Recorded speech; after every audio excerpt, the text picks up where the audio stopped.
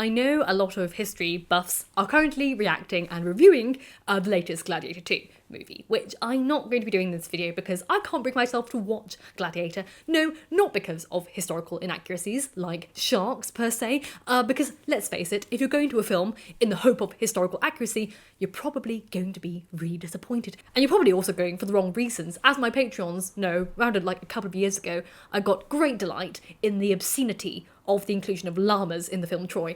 So historical inaccuracies entertain me more than anything. Now, I can't watch Gladiator because I can't handle any blood or violence. I feel viscerally in pain every time I see something gets hurt. I end up like doubling over or holding my limbs in agony. So I have to avoid violent films, otherwise I end up in a lot of pain. What I can comment on, however, is my reaction to the trailer, because when I watched it through the first time, my immediate response was booby armour, and that's what this video is going to be about. Booby armour, and why I can't believe we're still seeing it in 2024, because it's silly for films that take combat and strength seriously to include stupidly insecure armour, sod historical accuracies, as women obviously were rarely in combat like that. Though if you'd like to hear about cool women in combat, I do have a whole video about the Amazon women, the Scythians really, you can watch that there.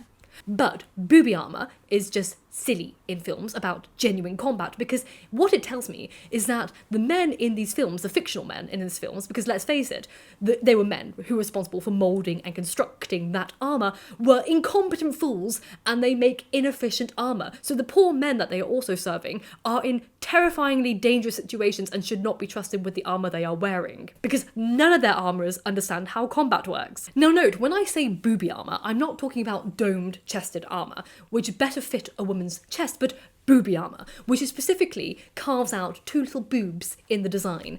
Booby armour did technically exist, but the armour was for ceremonial purposes, not for combat. For example, there's a bronze breastplate from the 17th century South India, which is exceptionally booby, I think we should all agree.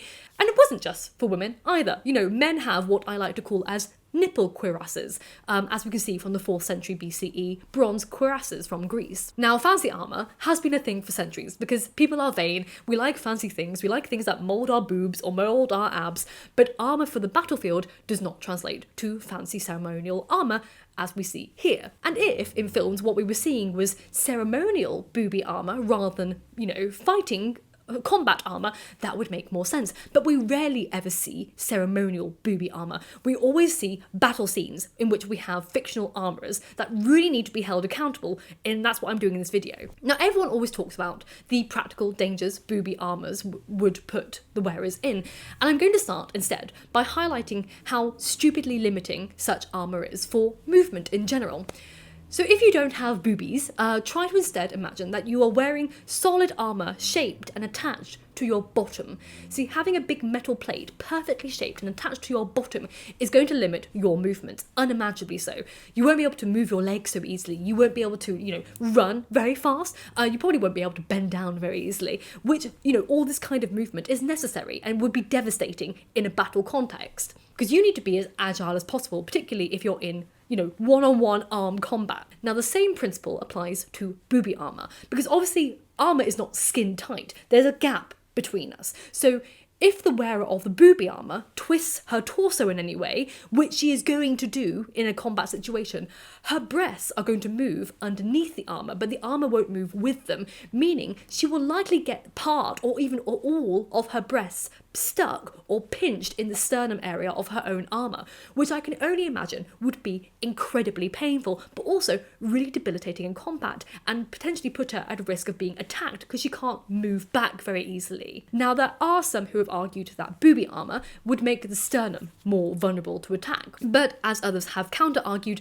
metal is metal. Whatever the material of the armour is made of is consistent all the way around, so one section being indented is no more vulnerable to being pierced than any other part of the metal. Sensible argument, I totally agree, but it still overlooks how booby armour is inefficiently having a big lumpy layer, which would be really impractical in combat. Because in combat, the last thing you want is anything really getting in your way, particularly of your arms, and potentially, therefore, having two quite large pronounced lumps of armour in you not only puts you at a disadvantage with moving your arms and torso, but it also puts you at risk of catching yourself on something or something in between, you know? I mean, we know from contemporary sportswomen, particularly those, if, you know, for this discussion, those in archery and fencing, that large breasts can interfere with performance because it affects their movement. So imagine that on a battlefield with armour sticking them out in place. You can't even flatten them down, they're just sticking it there.